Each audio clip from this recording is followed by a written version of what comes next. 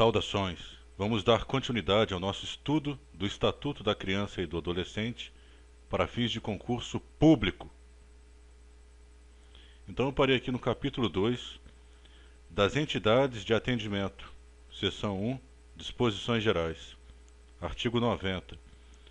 As entidades de atendimento são responsáveis pela manutenção das próprias unidades, assim como pelo planejamento e execução de programas de proteção e socioeducativos, destinados a crianças e adolescentes em regime de: inciso 1, orientação e apoio sociofamiliar. Inciso 2, apoio socioeducativo em meio aberto. Inciso 3, colocação familiar. Inciso 4, acolhimento institucional. Inciso 5, prestação de serviços à comunidade. Inciso 6, liberdade assistida. Inciso 7, semi-liberdade e, inciso 8, internação. Parágrafo 1º. As entidades governamentais e não governamentais deverão proceder à inscrição de seus programas especificando os regimes de atendimento na forma definida neste artigo, no Conselho Municipal dos Direitos da Criança e do Adolescente, o qual manterá registro das inscrições e de suas alterações, do que fará comunicação ao Conselho Tutelar e à autoridade judiciária. Parágrafo 2º. Os recursos destinados à implementação e manutenção dos programas relacionados neste artigo serão previstos nas dotações orçamentárias dos órgãos públicos encarregados das áreas de educação, saúde e assistência social, dentre outros, observando-se o princípio da prioridade absoluta à criança e ao adolescente preconizado pelo caput do artigo 227 da Constituição Federal e pelo caput e parágrafo único do artigo 4º desta lei. Parágrafo 3º. Os programas em execução serão reavaliados pelo Conselho Municipal dos Direitos da Criança e do Adolescente, no máximo a cada 2 anos. Vamos destacar isso aí. No máximo a cada 2 anos. Constituindo-se critérios para renovação da autorização de funcionamento. Inciso 1.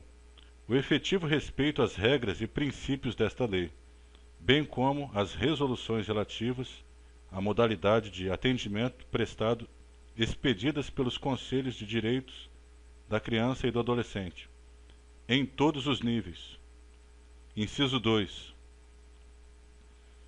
A qualidade e eficiência do trabalho desenvolvido, atestadas pelo Conselho Tutelar, pelo Ministério Público e pela Justiça da Infância e da Juventude.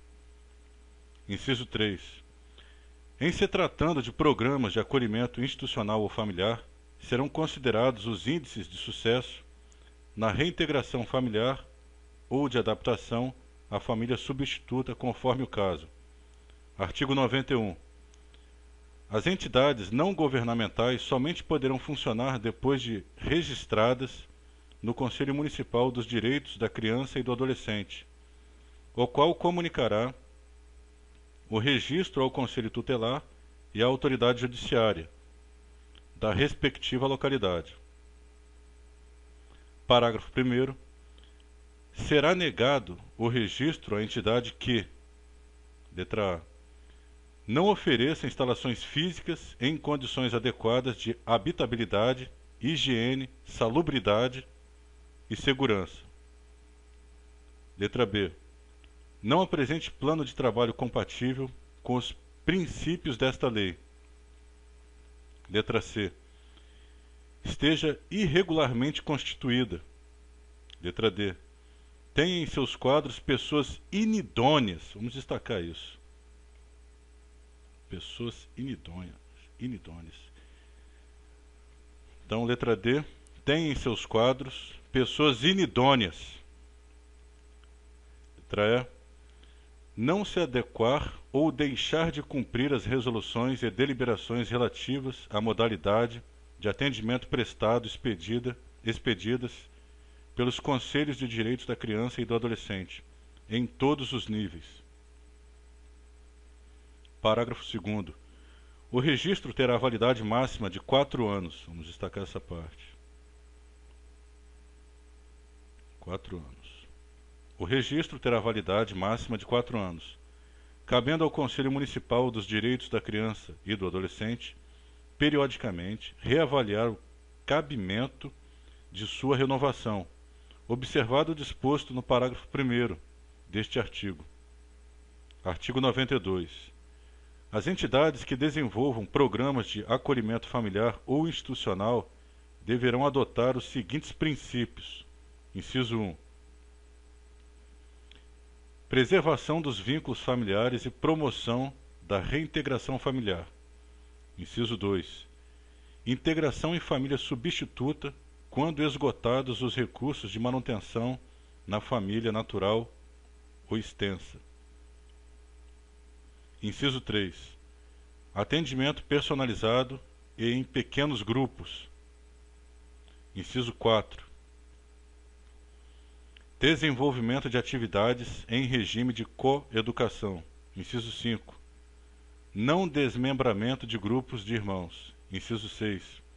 Evitar, sempre que possível, a transferência para outras entidades de crianças e adolescentes abrigados. Inciso 7. Participação na vida da comunidade local. Inciso 8.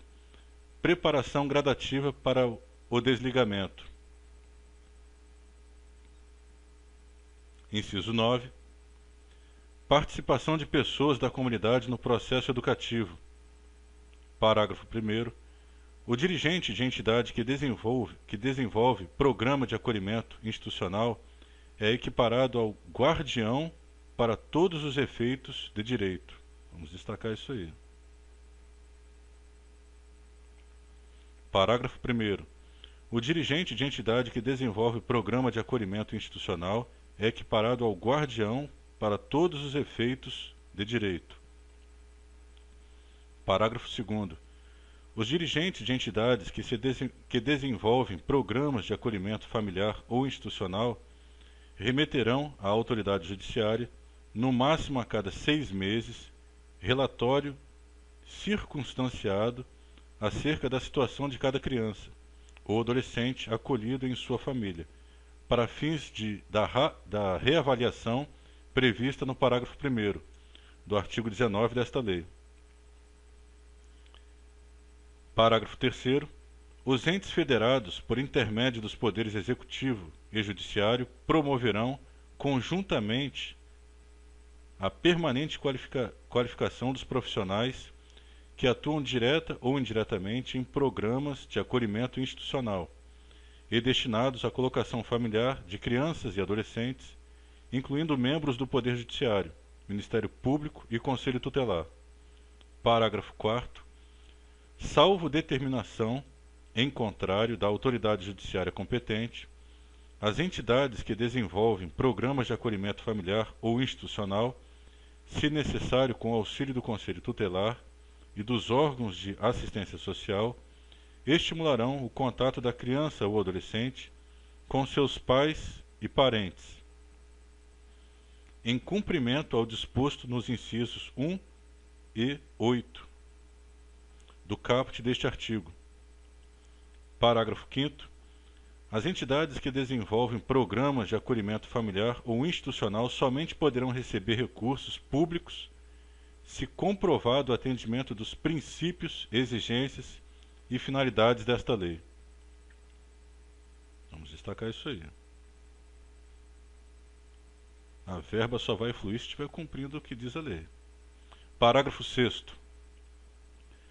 O descumprimento das disposições desta lei pelo dirigente de entidade que desenvolva programas de acolhimento familiar ou institucional é causa de sua destituição. Vamos marcar isso também. Sem prejuízo da apuração de sua responsabilidade administrativa, civil e criminal. Isso merece destaque. Parágrafo 7º. Quando se tratar de criança de 0 a 3 anos em acolhimento institucional, dar-se-á especial atenção à atuação de educadores de referência estáveis e qualitativamente significativos às rotinas específicas e ao atendimento das necessidades básicas, incluindo as de afeto como prioritárias. Artigo 93.